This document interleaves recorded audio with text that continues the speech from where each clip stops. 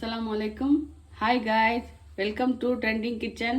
இன்னைக்கு ட்ரெண்டிங் கிச்சனில் நம்ம பார்க்க போகிற டிஷ் வந்து தாபா ஸ்டைலில் பாசிப்பயிறு கிரேவி எப்படி செய்கிறதுன்னு பார்க்கலாம்.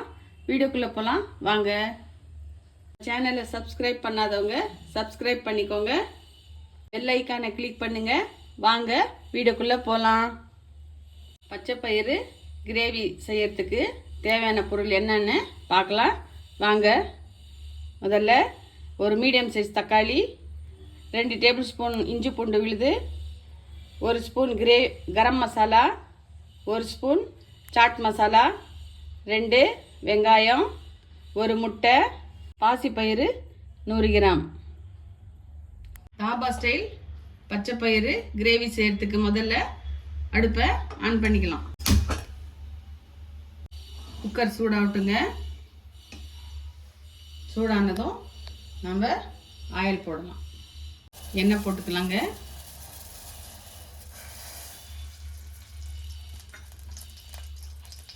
இதுவும்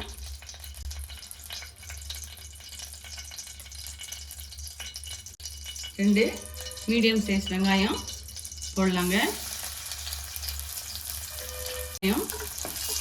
பொன்னிறமாக வதங்கட்டுங்க. நான் கானத்தில் ஆடின கடலை எண்ணெய் யூஸ் பண்ணுறேங்க. நீங்கள் எந்த எண்ணெய் வேணாலும் யூஸ் பண்ணிக்கலாங்க. வெங்காயம் வதங்கிடுச்சுங்க. வெங்காயம் வதங்கினதும் இஞ்சி பூண்டு 2 டேபிள் ஸ்பூன் போடலாங்க. இஞ்சி பூண்டு வாசனை போகிற வரைக்கும் நல்லா வதங்கலாங்க.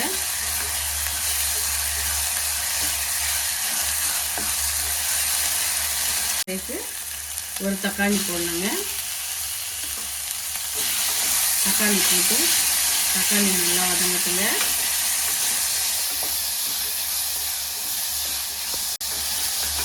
தக்காளி வதங்கும் போது நம்ம உப்பு போடலாங்க.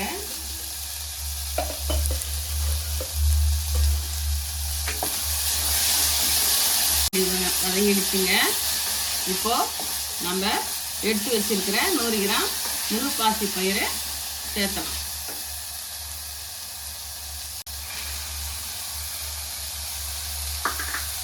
பாசி பயிர் போட்டு நல்லா கலக்கலாங்க.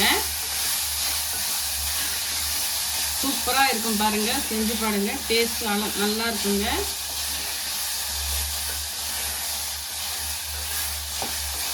இப்போ எல்லாம் மிக்ஸ் ஆயிடுச்சு.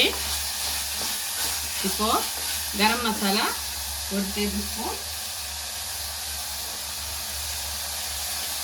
சிக்கன் மசாலா இல்லை நான் சாட் மசாலா போடுறேங்க. உங்களுக்கு தேவைன்னா நீங்கள் சிக்கன் மசாலா கூட போட்டுக்கலாம். போட்டு நல்லா மிக்ஸ் பண்ணுங்க. மிக்ஸ் பண்ணிட்டு கொஞ்சம் கொத்தமல்லி போட்டுக்கலாங்க. இப்போ பாசிப்பயிருக்கு தேவையான தண்ணி போடலாங்க. 1 டம்ளர் தண்ணி போடலாங்க.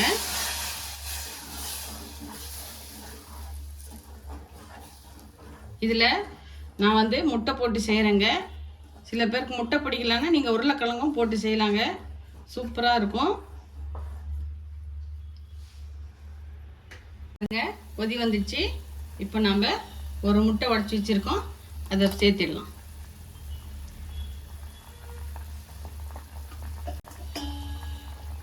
சேர்த்துட்டு சும்மா லைட்டாக மிக்ஸ் பண்ணிட்டு விட்டுடுங்க.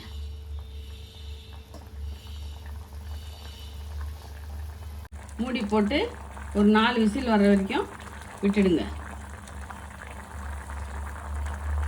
குக்கரை மூடிடலாங்க.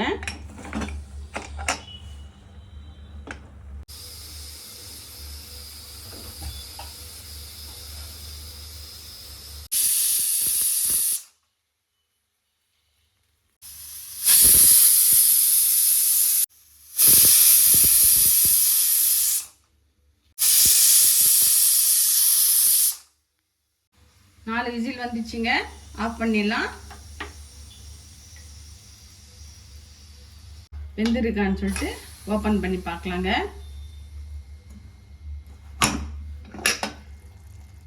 பாருங்க சூப்பராக வெந்துட்டுருக்கு. நல்லா கிரேவி பதத்தில் வந்துடுச்சுங்க. நாங்கள் தோசை கூட வச்சு சமைச்சு சாப்பிட போகிறோங்க. இப்போ ஒரு பாத்திரத்தில் எடுத்து வச்சுக்கலாங்க. ஒரு பவுலில் எடுத்து வச்சுட்டு